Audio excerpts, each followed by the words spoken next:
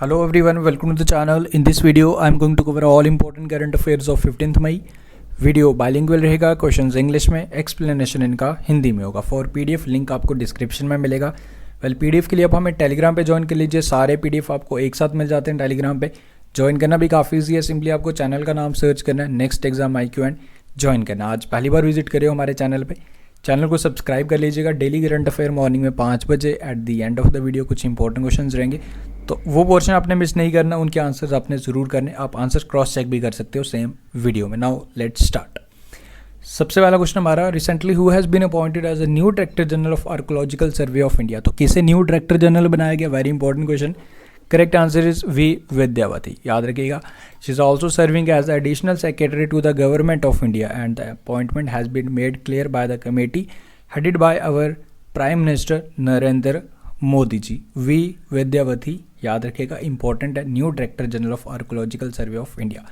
About this organisation, ASI के founder Alexander Cunningham, इनका नाम भी आपको याद रखना. फाउंडेशन हुआ था इसका 1861 में एंड हेड क्वार्टर्स है हमारी कैपिटल दिल्ली में. ओके देखो, option number B V Vaidyanathan, इसी के रिलेटेड मैंने इंक्लूड इसलिए किया क्योंकि ये भी काफ़ी इंपॉर्टेंट है.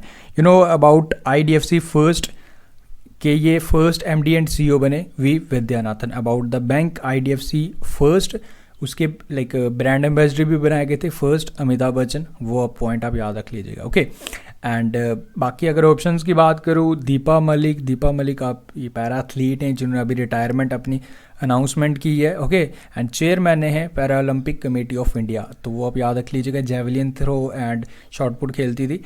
And Manmeet Singh recently like इनका भी निधन हुआ था. काफ़ी बड़े लेजेंडरी प्लेयर थे हमारे लाइक टेबल टेनिस के, तो मैंने कल आपको बताया था, वो अब याद रखिएगा. Okay so correct answer for this question is option number A V Vidyavati. नाम याद रखना आपने. Second is recently who has become the new chairman of CBSE. तो CBSE के न्यू चेयरमैन किससे बनाया गया ये आपको बताना है. Correct answer is Manoj Ahuja. Okay इससे पहले कौन थी? इससे पहले थी अनीता अग्रवाल, जो अब बना दी जा चुकी हैं secretary of like education and literacy in India. तो अब जो न्यू चेयरमैन बना दिए गए CBSE के वो है मनोज आहूजा. नाम आपको याद रखना है. अबाउट CBSE के एस्टैब्लिशमेंट 3 नवंबर 1962, हेड क्वार्टर्स इसके न्यू दिल्ली में. ओके एंड बाकी ऑप्शंस इंक्लूड किए हैं डॉक्टर कृष्णा एला, ये काफ़ी इंपॉर्टेंट है. भारत बायोटेक एंड ICMR ने आपस में समझौता किया कि इंडिजीनियस वैक्सीन बनाएंगे, तो भारत बायोटेक के ये लाइक डायरेक्टर हैं डॉक्टर कृष्णा एला, तो ये आप याद रखिएगा. बाकी शफीक अंसारी, ये हमारे एक्टर थे, लाइक इनका निधन हुआ था. मैंने कल आपको बताया था, क्राइम पेट्रोल में काफ़ी बार आपने इन्हें देखा होगा. सो correct answer for this question is Manoj Ahuja. Next is important GI tags. अभी रिसेंटली कुछ GI टैग्स दिए गए, तो जो भी अभी रिसेंट में थे वो सारे इंक्लूड किए गए. सो अभी रिसेंटली झारखंड सोहराई खोवर पेंटिंग है बेसिकली, ये सामने पिक्चर भी आपके, तो इसको जियोग्राफिकल इंडिकेशन टैग दे दिया गया. अब GI टैग उस चीज़ को दिया जाता है जो किसी चीज़ की कोई स्पेशलिटी बन जाती है, खासियत बन जाती है. सो झारखंड की सोहराई खोवर पेंटिंग को GI टैग दे दिया गया. एंड इसके साथ साथ तेलंगाना तिलाई रुमाल हैंडलूम प्रोडक्ट्स हैं इस तरीके के, ये सामने पिक्चर आपके, तो इसको भी GI टैग दे दिया गया फ्रॉम तेलंगाना, तो ये याद रखो. उसके बाद saffron from Jammu and Kashmir, very important, अभी रिसेंटली इसे GI टैग दिया था, तो ये भी काफ़ी इंपॉर्टेंट है. Saffron from Jammu and Kashmir, world wide famous saffron from J&K. Then उसके बाद Chakhao black rice from Manipur, like rice है ब्लैक राइस, इसको भी कुछ टाइम पहले अभी GI टैग दिया गया था, ये आपको याद रखना है. दैन उसके बाद terracotta products from Gorakhpur UP, GI tag दिया गया था. एंड इसके साथ साथ कोविलपट्टी कादलाई मिठाई ऑफ तमिलनाडु, एक बेसिकली स्वीट है जो जैगरी से बनता है यानी कि गुड़ से बनता है, तो उसको भी अभी GI टैग दिया गया था, ये तमिलनाडु का. तो ये इंपॉर्टेंट 6 हैं, ये याद रखो, इंपॉर्टेंट है.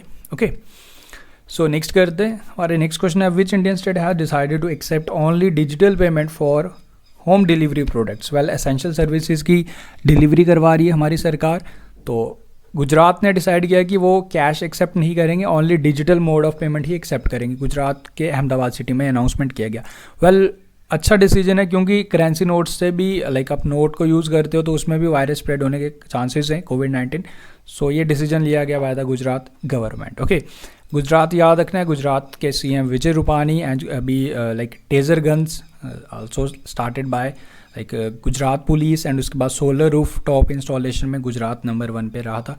ये पॉइंट्स आप याद रख लीजिएगा। ओके, नेक्स्ट करते हैं हमारा, देखो इकोनॉमिक रिलीफ पैकेज जो हमारा 20 लाख करोड़ रुपए का जो हमारी निर्मला सीतारमन जी ने, प्रधानमंत्री मोदी जी ने घोषणा की थी, देन उसके बाद निर्मला सीतारमन जी ने इसे बाइफरकेट करके बताया। फर्स्ट फेज में जो बताया इसमें अराउंड मैक्सिमम चीज़ें मीडियम स्मॉल एंटरप्राइजेस के लिए ही हैं। तो कुछ इंपॉर्टेंट पॉइंट्स यहाँ डिस्कस करूँगा। ओके, बस आप ध्यान से सुनते रहिए। PDF में प्रोवाइड करूँगा, उसमें सारी चीज़ें डिटेल में होंगी, वो आप पढ़ लीजिएगा, बट इंपॉर्टेंट पॉइंट्स यहाँ पे मैं शेयर कर रहा हूँ। सबसे पहले तो 3 lakh crore collateral free loan for medium small like micro small medium enterprises.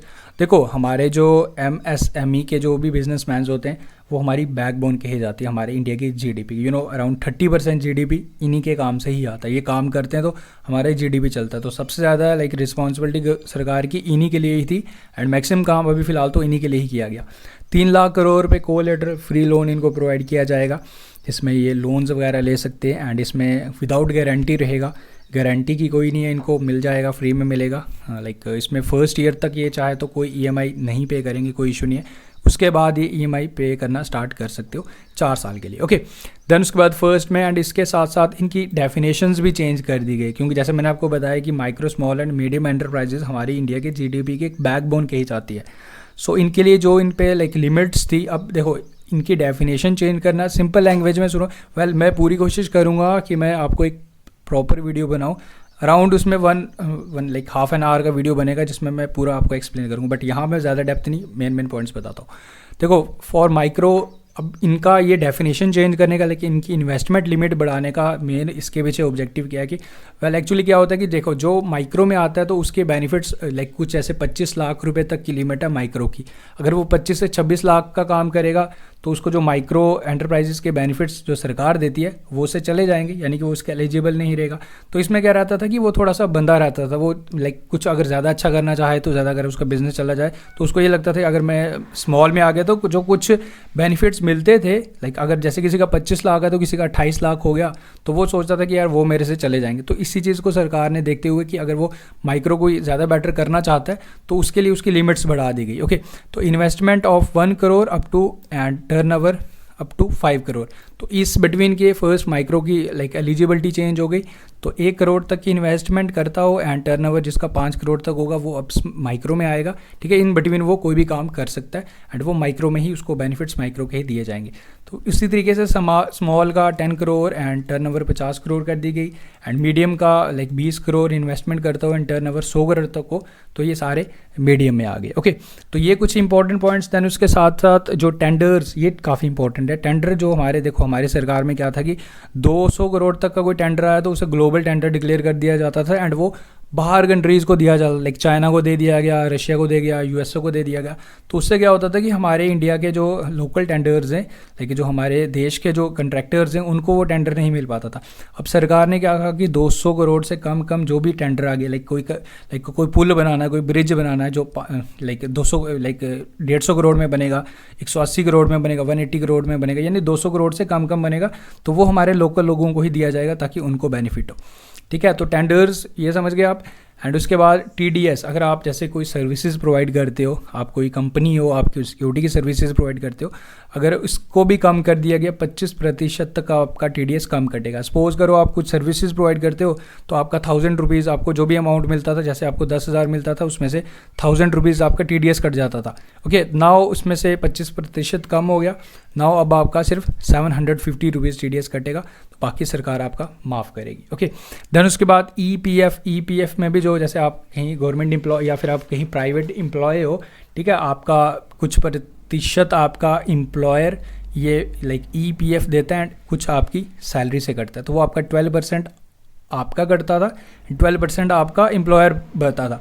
Now उसमें भी एम्प्लॉय प्रोविडेंट फंड, उसमें भी उन्होंने लाइक 10-12 के बदले 10 ही काटेंगे। ठीक है, आप यानी कि वो 10% तक आपका काट सकते हैं एंड इसमें क्या होगा कि इसमें आपको थोड़ी सैलरी आपकी बढ़ के आएगी। ओके, एंड उसके बाद जो प्रोविडेंट फंड, जिसमें जो लाइक सरकार ने डिसीजन लिया था कि 3 महीने के लिए वो खुद भरेगी, जो भी हमारे 15,000 से कम सैलरी वाले जो एम्प्लॉयज़ रहते हैं कंपनीज़ में, तो उनका जो PF कटता है उसमें सरकार ने कहा था कि 3 महीने वो PF खुद पे करेगी। But now it has been further like इसको बढ़ा दिया गया, अब 6 महीने तक का PF सरकार खुद पे करेगी। ओके, सो ये कुछ इंपॉर्टेंट पॉइंट्स हैं। इसके साथ साथ ITR की डेट्स भी बढ़ा दी गई, 30 नवंबर तक ITR इनकम टैक्स रिटर्न आप भर सकते हो।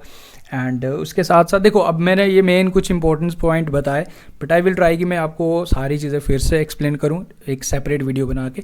बट ये कुछ बाकी आप PDF डाउनलोड कर लीजिएगा, वो लिंक लाइक PDF में होगा, तो उसमें कुछ और इंपॉर्टेंट पॉइंट्स भी होंगी, बट मेन कवर हो गए। ओके, देन उसके बाद हमारा एंड इसके साथ साथ एक और इम्पॉर्टेंट पॉइंट है जिसमें इसमें 90,000 करोड़, ओके 90,000 करोड़ अलग से दिया गया, जो भी हमारे इलेक्ट्रिसिटी प्रोड्यूसर फर्म्स हैं उनको भी सहायता करेगी सरकार। तो वो सारे पॉइंट्स आपको मिल जाएंगे। नेक्स्ट हमारा central armed police force will sell only indigenous product in their canteens with the effect from, यानी कि अब जैसे हमारे प्रधानमंत्री मोदी जी ने कहा था कि हमें अपना लाइक देश को उठाना, अभी देश हमारा काफ़ी ज़्यादा पीछे जा रहा है, तो इसलिए हमने इंडिजीनियस प्रोडक्ट ही लेने। तो 1 जून 2020 से जो कैंटीन्स हैं हमारी, जो लाइक आर्मी की कैंटीन होगी जो भी है, तो इसमें जो वही प्रोडक्ट्स बिकेंगे जो हमारे भारत के बने होंगे। Okay, with the effect from 1 June 2020। Next is Atal pension Yojana has been started in which year. So इसका उद्घाटन हुआ था इन द ईयर 2015। प्रधानमंत्री मोदी जी ने इसे स्टार्ट किया था 9 मई 2015 में। लाइक बेसिक ऑब्जेक्टिव था कि अनऑर्गेनाइज सेक्टर को पेंशन प्रोवाइड की जाए। अब कैसे पेंशन प्रोवाइड की जाएगी, इसमें एलिजिबिलिटी रखी गई थी फ्रॉम 18 ईयर्स टू 40 ईयर्स के बिटवीन। अब अगर आप हो, इसके लिए आप एलिजिबल हो जाते हो फॉर द योजना। इसमें आपको क्या करना है कि इसमें कुछ अमाउंट आपको मंथली जमा करवाना है फ्रॉम 42 से लेकर 210 के बिटवीन, वो आपकी चॉइस है। एंड इन रिटर्न जब आप 60 ईयर्स के हो जाओगे आपको पेंशन मिलेगी फ्रॉम 1000 से लेकर 5000।